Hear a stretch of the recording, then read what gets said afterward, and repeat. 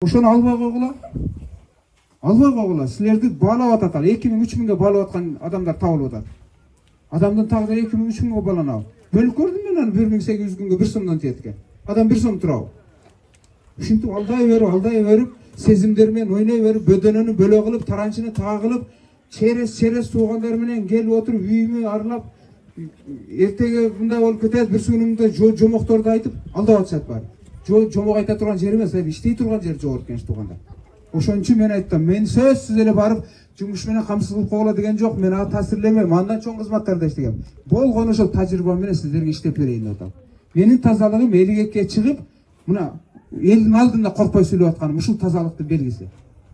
Мына ушул тазалыктын белгиси. Артыма бир аңгылам жок, эрчиген бир нерсем жок, аркамда бир жаман сөзүм жок. Мына мен басып өткөн жолум. Мына ушинтип чыгыш керек адам деген. Мына ошону ортого коюп атам мен сиздерге.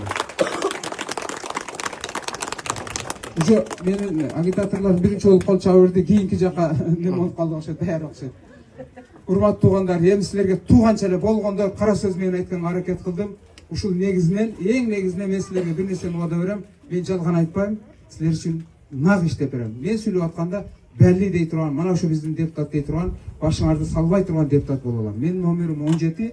Ошону шайласаңыздар, мен убадама бекем турган жигитмин. Рахмат, урматтуу көргөнүңүзгө, урматтуу шайлоочулар.